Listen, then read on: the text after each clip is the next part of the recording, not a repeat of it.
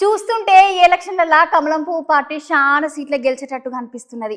అంతేకాదుల్లా పువ్వు పార్టీ నుండి ఎన్నికలలో నిలబడే లీడర్ల కోసం ఢిల్లీ నుండి కమలం పువ్వు పార్టీ పెద్ద లీడర్లు దిగిండ్లుల్లా ఇక ముచ్చట్లేందో మలక చూసొద్దాం పాలి.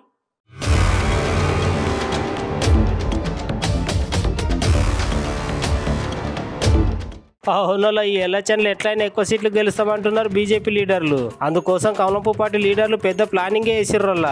ఇన్ని రోజులు జనాలలో ఉండుకుంటా మంచి పేరు తెచ్చుకున్నారు. ఇప్పుడు ఢిల్లీ నుండి పెద్ద సార్లతో వచ్చి ప్రచారం చేయడానికి రెడీ అయ్యిర్రు. అందుకోసం ఇవాళ పువ్వు party leader JP Nadda sir ప్రచారం చేస్తున్నాడు. మీర్సుతో సార్ మాటలు వినుర్రి. गैस का कनेक्शन अब सिलेंडर से नहीं मिलेगा, घर तक पाइप लाई जाएगी और पाइप से गैस का कनेक्शन मिलेगा। इस तरीके की व्यवस्था की जाएगी। अगले 5 साल में भारत दाल में और तेल में, दलहन में और तेल में भारत आत्मनिर्भर हो जाएगा। और अगले 5 साल में विकास के दृष्टि से ये श्री अन्न में भारत सबसे बड़ा मार्केट बन जाएगा। इस तरीके से मोदी जी के नेतृत्व में विकास का काम चल रहा है। मोदी ने तेलंगाना को विशेष रूप में अपना समझा है।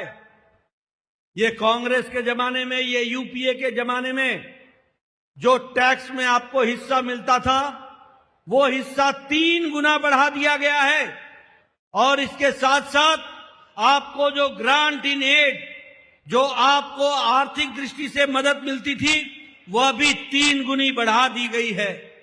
स्मार्ट सिटी में वारंगल और करीमनगर को जोड़ लिया गया है और 2700 करोड़ रुपए उसके लिए रखे गए हैं।